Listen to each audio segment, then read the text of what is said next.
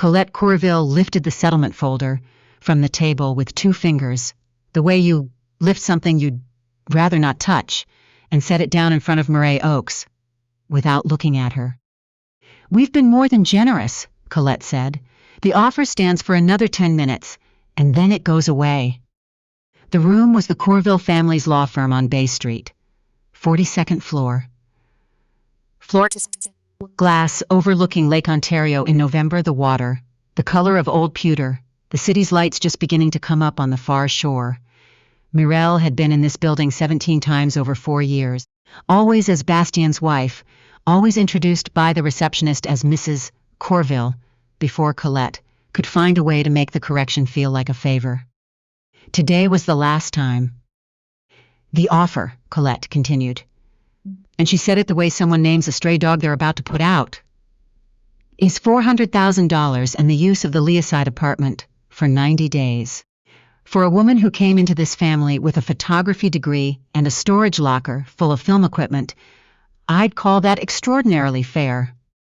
Bastien Corville, seated to his mother's right as always, cleared his throat. He did not contradict her. No one in that room knew that the woman they were dismissing had personally blocked 3 of Bastien's financing applications. In the past 22 months, she hadn't needed to announce it. She had simply been there at the fund's decision table when the files came across, and she had read them the way she read everything, carefully, completely, with conclusions that didn't bend to sentiment or to the particular pressure of being someone's wife. But before we go any further with that, if this is your first time here at Ivory Secrets, hit subscribe right now and stay with this story all the way through to the end. Drop your city in the comments below. I want to know exactly where this is reaching today. Now let's go back to that room on Bay Street. Murray Oakes was 33 years old and looked, to most people in most rooms, like someone who had arrived by a pleasant accident and was waiting to be politely redirected. That was not an accident. She had a particular way of taking up slightly less space than she needed. Not from lack of confidence, but because she had learned very early the tactical value of being underestimated.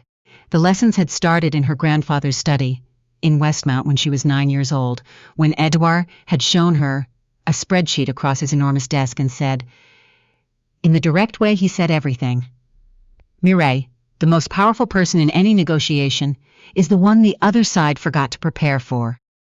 She had thought about that sentence on and off for 24 years. She was thinking about it now. The settlement documents were 12 pages. The settlement amount was $400,000. Bastien's most recent development project, a harborfront tower she had helped kill at the financing stage by flagging its debt-to-equity ratio as structurally unsound, had been valued at $240 million. The math required no commentary. "I'm going to read this through," Mireille said pleasantly. Colette made a sound that wasn't quite a sigh and wasn't quite a laugh. "Of course you are." Across the table, Bastien had his hands flat on the mahogany surface. She knew his tells. She had spent 4 years learning them the way you learn the sounds a house makes when it settles. Involuntary, specific, impossible to fake. Flat hands meant he was uncomfortable. The particular angle of his jaw meant he agreed with someone and wished he didn't. He agreed with his mother. He had agreed with his mother for 38 years. She read every page.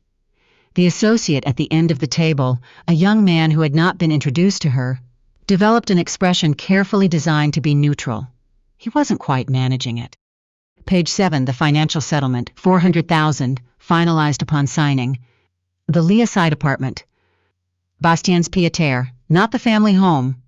For 90 days, technically generous, practically insulting. "I'll decline this," Mireille said. The room went still in the particular way. Rooms go still when something unexpected has been said, and everyone is deciding whether they heard it correctly. "I'm sorry," said the family's lawyer, Quincy Blaine, 50-something, with the expression of someone who had delivered difficult news before and strongly preferred to do so without incident. "The settlement, I decline it." She turned to the next page. "What else?" Colette set down her reading glasses. She studied Morel the way she had studied her for 4 years, looking for the crack, the trembling lip, the tell that the composed exterior was performance all the way down. "You're declining $400,000, Colette said. The tone was the one she used when watching someone make a catastrophic error, not alarmed, entertained in the way of people who mistake cruelty for clarity. "Yes." "On what grounds?" "Accuracy," Mireille said. "The figure doesn't reflect what 4 years of my life were worth. It reflects what you decided they were worth when you wrote the check." She turned another page. "Those are different numbers." Bastien opened his mouth. He closed it again. Colette said, "You do understand that if you walk out of here without signing this agreement, you walk out with nothing. No house, no savings, nothing." Mireille looked up. She looked at Colette directly, and she held the gaze 2 beats longer than Colette was comfortable with. "I understand completely," she said. She signed the dissolution page. Her handwriting was what it always was. Clear, unhurried, the handwriting of someone with nothing to perform. Bastien was watching her with an expression she hadn't catalogued before. She had a comprehensive internal index of his expressions built across 4 years of shared space. This one was new. Confusion at the surface, and underneath it, caught at the edges before he could school his face. Something closer to recalculation. "Mireille." He said her name differently than he usually did, not sharp, not performative, just her name, as if he was checking whether it still meant what he thought it meant. "Where are you going to go?" She placed the pen down with the deliberateness of someone completing a task. "I have somewhere," she said. "That's not, I meant, do you have a plan?" She looked at her ex-husband across 4 years of dinner tables and silent car rides and rooms where his mother had smoothly redirected any conversation that gave Mireille too much space inside it. She looked at him with the particular steadiness of a woman who made her plan 3 years ago, and has simply been waiting for the timing to align. "Bastien," she said, "we are signing divorce papers 42 floors above a lake on a Tuesday evening, while your mother supervises with anything that's bolted down. This is not the moment for you to be concerned about my plan." He had no answer to that. Colette did. "Let her go," she said to her son, not glancing at Mireille. Already composing, Mireille knew. The version of tonight that would hold up at the right dinner tables. The small-town girl with the photography degree. The charitable mistake finally corrected. She's trying to look like the dignified one. Let her have it. "I'm not trying to look like anything," Mireille said. She stood. She pushed her chair back evenly. She picked up her copy of the signed dissolution, her name in full, in blue ink, her handwriting exactly what it always was, and she said quietly, "Good evening." She walked out. There was a car waiting at the Bay Street entrance, but not a hired car. A silver sedan she had driven herself 2 hours ago, because tonight she had not wanted to depend on anyone else's schedule. She got in. She sat for a moment before starting the engine. Outside, the glass towers of the financial district caught the last of the November light and scattered it in directions that made no sense. She had always loved that about Toronto. The way the city handled light. Indifferently, it didn't care who you were. The light came down the same. She reached for her phone, 3 messages from a contact saved simply as EF. Her grandfather communicated in short sentences. He had never seen the point in using 5 words when 2 would do. The first, "Done?" She typed, "Done." The second sent 20 minutes later, "Everything confirmed for Thursday. Viviane has your brief." The third, sent while she was still in the room signing, "Don't let them see your face when you leave." She smiled. He always knew she typed. Too late, but it was the right kind. She drove north through the city, through evening streets that were busy in the way Toronto streets are busy in November. Everyone moving quickly, collars up, the city, doing what cities do in the cold, which is carry on without sentiment. She had ought to always appreciate that quality. The Corville world had been full of managed sentiment. The correct emotion, performed, at the correct moment, for the correct audience. The city itself had never acquired anything like that from her. She checked into a hotel on Bloor Street under Édouard Fontaine. Not Oakes Fontaine. The first time she had used that name publicly in 4 years. The room was good. She set her single bag beside the dresser. One bag, deliberately, not because she couldn't have legally claimed more, but because she had spent 4 years inside a house full of things that had never belonged to her and had no interest in carrying any of them forward. She sat on the edge of the bed and gave herself 10 minutes. She had learned to do this, to give the weight of a thing the time it deserved before moving past it. 4 years, a marriage she had entered believing it might outlast the conditions it was built on. A man she had genuinely loved in the first year, when he had laughed freely and asked her real questions, and told her once, on a rented cottage porch in Prince Edward County, that she was the most straightforward person he had ever met, and he wasn't sure what to do with that. She had believed him. She had wanted to believe him.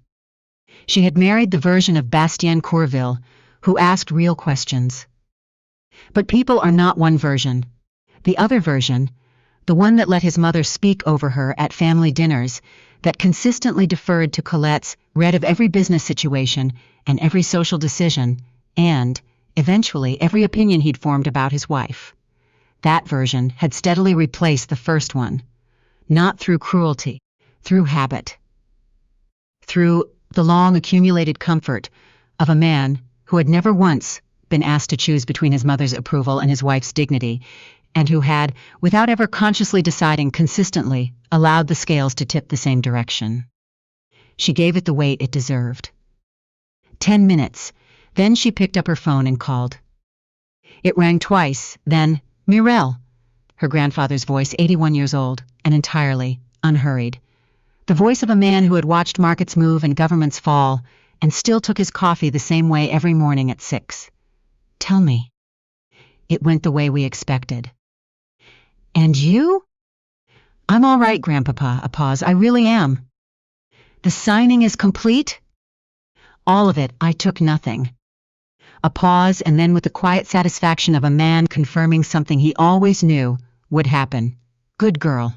Viviane has everything set for Thursday. The announcement is at 8. Are you certain you're ready? Once you walk into that room as yourself, the other version of the story is finished. The one where you were simply his wife. She looked out the hotel window. The city moved in the dark below, its lights multiplying in the wet pavement. She thought about Colette already composing tonight's narrative airs, the small-town girl with the photography degree, the provisional wife who had finally gone back where she came from. She thought about Bastien's hands flat on the table. Grandpapa, she said, I have been ready for 3 years. She heard him exhale, slow, specific, the breath of a man who has been carrying something on behalf of someone he loves for a very long time and is finally allowed to set it down. Then I'll see you Thursday, he said. You'll see me at the gala. A pause, and then for the first time in a very long time, she heard Édouard Fontaine laugh. Deep, unhurried, entirely real. The laugh of a man who has built something across 5 decades and has never cared about any of it as much as the person on the other end of this call. Then God help them, he said. That, Mireille said, is precisely the right sentiment. Thursday arrived the way consequential days always do, faster than the ones before it, and slower than every hour inside it. Viviane Aussi, Édouard's assistant of 9 years, met Mireille at the hotel at noon with a garment bag, a briefing folder, and a coffee already the correct temperature. Viviane had the institutional memory of someone who understood that the difference between a day, and a great one was preparation that looked effortless.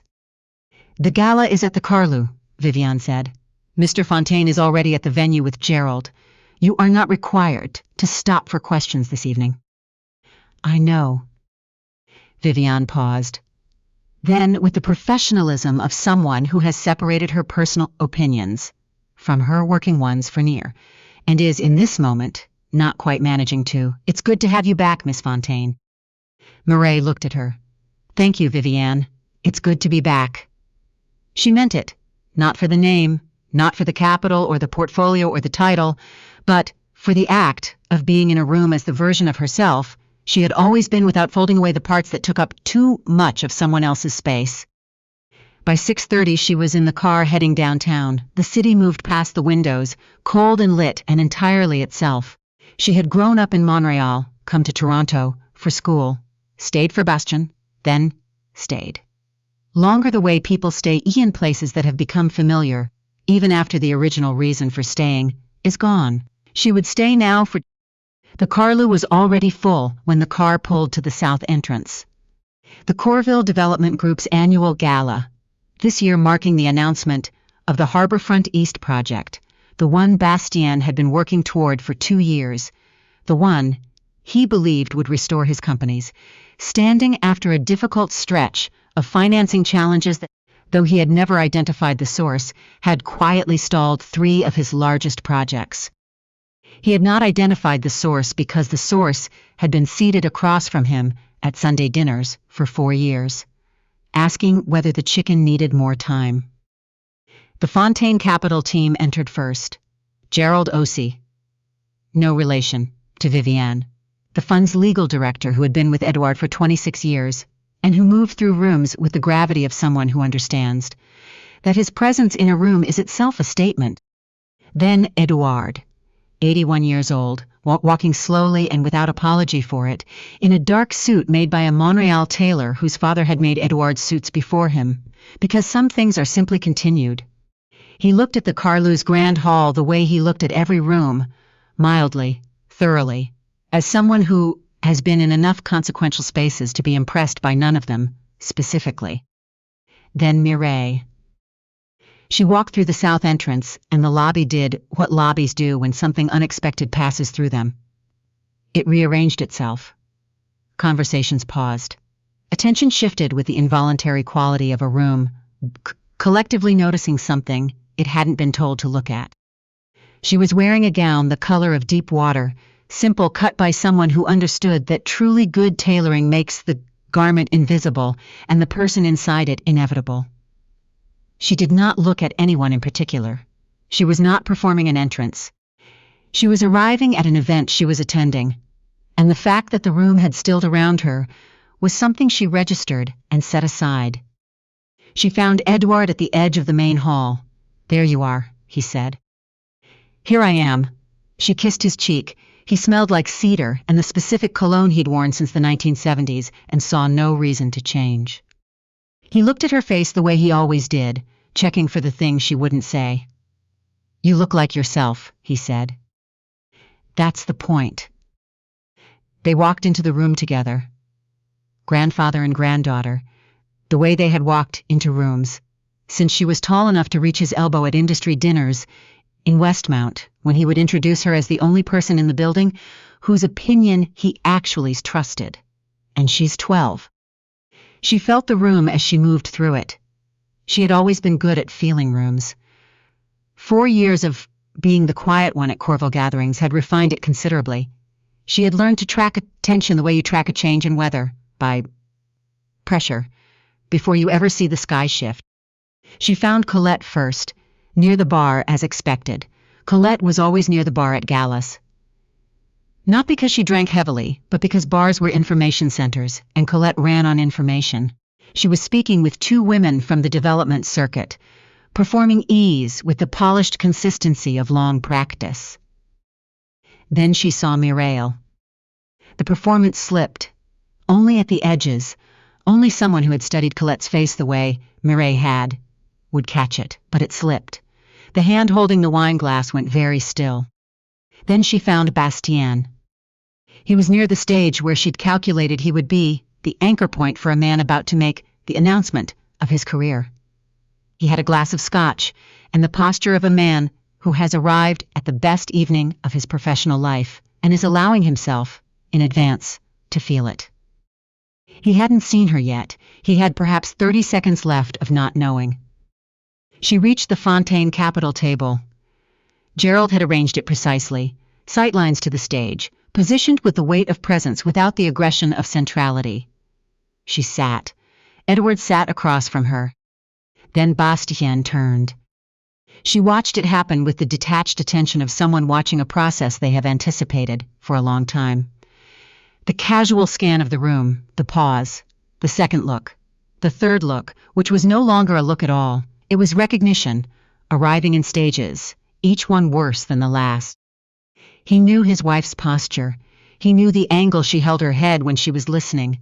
He had registered as those things across 4 years without naming them. But the woman at the Fontaine Capital table, seated next to Édouard Fontaine, that was not simply his wife. That was someone else entirely, someone he hadn't known existed. He didn't move toward her immediately, too practiced, too aware of the room. But his scotch glass, which had been in his hand with perfect ease 3 seconds ago, had become an object he was holding without knowing why. Their eyes met. She didn't look away. She offered nothing, no nod, no acknowledgement, no flicker of the satisfaction she had every right to feel. She simply looked at him the way you look at someone you knew in a different version of your life. And then she looked away and reached for her water glass. Édouard said quietly, "His communications director is moving." "I see her." "Are you ready?" She set down the glass. "I've been ready." The dinner proceeded. The speeches built the way. Speeches at development galas build. Each one a rung on the ladder toward the centerpiece announcement. At 8:15, the host approached the podium and said the words Bastien had been working toward for 2 years. Bastien walked up. He looked good, whatever was happening beneath the surface. And she could see from the particular set of his shoulders that something was. The surface was holding. He had years of practice at that. He spoke for 8 minutes. It was a good speech, confident, well-structured, calibrated to the room. He spoke about the waterfront, the vision, the partnerships, the kind of development that shapes a city for generations. He spoke about the financing consortium backing the project, the institutions whose support made it possible. He did not know that the decision-making principle of the largest institutional contributor to that consortium was sitting at the third table from the stage. He said, "This project is built on solid ground. It is built on the kind of foundation that lasts." At the Fontaine Capital table, Gerald looked at Mireille. She nodded once. Gerald picked up his phone. Within 6 minutes, 3 things happened that were invisible to most guests but were, to anyone paying close attention, the quiet equivalent of a building's structural load. Shifting inbox, a Jachiming arrived in the secure inbox of the consortium's lead banker. Édouard Fontaine was recognized across the room by a former cabinet minister. With some urgency, "Why is Édouard Fontaine at a Corville event?" And Bastien's communications director, reading a forwarded message on her phone, walked directly to his side as he stepped off the podium. Mireille watched all 3. She had the angle for it, by design. Bastien's expression, when he read what his director showed him, moved through 3 stages. Confusion, the beginning of understanding, and then something she had not seen in his face in 4, recognition, the arriving, unwanted, irreversible kind. He came to the table directly, no circuitous approach. He was past the point where circuitousness was a viable position. Mireille. Bastien. He looked at Édouard. "Mr. Fontaine, I wasn't aware that Fontaine Capital had an interest in this evening." Édouard looked at Bastien Corville with the mild, settled gaze of a man who has had opinions about someone for 4 years. "We have interests in a great many things," he said pleasantly. "It's rather what we do." Bastien looked back at Mireille. "Can we speak privately?" "No, simply. Not tonight. Tonight you've made an announcement in front of 200 people. You should see to your guests." "Mireille," his voice had dropped, not for privacy. The table was outside easy hearing range. He dropped it because he was shifting into a register he hadn't used in a very long time. "The Fontaine Capital position. Are you telling me that the whole time you were? That you?" "My name," she said, "is Mireille Fontaine. I am the granddaughter of Édouard Fontaine, and a principal of Fontaine Capital. I have held a position in the Harbourfront East Consortium for 14 months. She kept her voice even, factual. "I spent 4 years as Mireille Oakes, because I wanted to exist in the world, without the Fontaine name.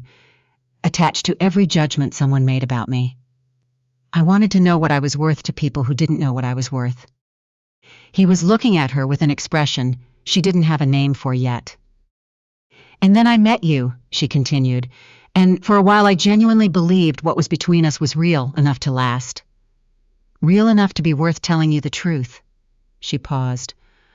I was looking for the reason to tell you. You answered that question, Colette answered it. Every redirected dinner conversation and quietly corrected introduction and room where I stood at the window, because there was no seat for me, answered it. His jaw tightened. If you'd told me who you were. That's exactly it. Her voice didn't rise. It never rose. If I had told you, you would have treated me the way you're treating me right now. Like someone whose presence in the room matters. She let that sit. I needed to know if I mattered before you knew. You answered that question. Your mother answered it very clearly on the 42nd floor, 2 days ago. He closed his eyes. He opened them. Gerald set a folder on the table, not dramatically. The way you set down something with a clear purpose. The consortium documentation, Murray said, shows 3 issues in the project's equity structure that were not disclosed tonight. Our development has been moving forward on projections that don't hold. At the current rate environment, she looked at him steadily. I held the position and waited because I was trying to decide what the right thing to do was. Not the easiest thing. The right thing. It took me a while to get there. He said, what happens now? That depends on you. A long silence. I'm not going to collapse this project, she said. There are 64 families who have made deposits on homes. In this building, there are 230 construction jobs attached to it. They didn't make any of the decisions that created these problems. I have no interest in punishing them for it. He exhaled. Something in his shoulders moved. But the financing structure needs to be rebuilt correctly, real numbers, properly audited, and the consortium will require new operational oversight on the development side. She looked at him. Not you. Someone whose track record shows decisions made on principle rather than pressure. A long pause. I'm sorry, he said. The words were quietly timed, arriving 2 days too late, and all at once. But they weren't performed. She could hear the difference. She had always been able to hear the difference. I know you are, she said. Colette arrived 3 minutes later, crossing the room with the bearing of a woman who has spent 38 years managing whatever situations her son has gotten himself into. She stopped at the edge of the table. She looked at Mireille, at Édouard, at her son, who had not stood to meet her. Bastien, she said, we need to speak. Bastien said, sit down, Colette. The table went very quiet. Sit down. There are things you need to hear. Colette Corville had not been told to sit down by her son in 38 years. She stood at the edge of the table for 4 full seconds. Mireille counted, and in those 4 seconds, her face did something that 4 years of careful study had not prepared Mireille for. It became smaller. Not broken. Colette was not a woman who broke cleanly, but smaller. The face of a woman who has been holding something enormous for a very long time and has just been told, in a room full of witnesses, that the holding is done. She sat down. Édouard, with the discretion of a man who knows when a moment belongs to other people, reached for the bread on his side plate and became very interested in it. Mireille looked at Colette. How long, Colette said, have you known about the equity structure? 14 months. And you said nothing. I was deciding what to do with it. There's a difference between knowing something and knowing what to do with it responsibly. She held Colette's gaze. It took me a while. Colette was quiet. Around them, the gala continued its orchestrated life. Dessert was being served. 20 feet away, silverware clinked, conversations rose and fell, the world's most expensive background noise. Colette looked at her son, not to calibrate his position, not to manage his expression for the room. She looked at him the way a woman looks at someone she loves when all the scaffolding has come down and there's only the love left. And the question of what it's actually made of. Bastien met his mother's eyes. Something passed between them that was private and not for the table. Then Colette said to Morel, "What do you need?" It was the first time across 4 years and 50-odd Sundays and a divorce proceeding that Colette Corville had asked Édouard Fontaine what she needed. Édouard considered it with the seriousness it deserved.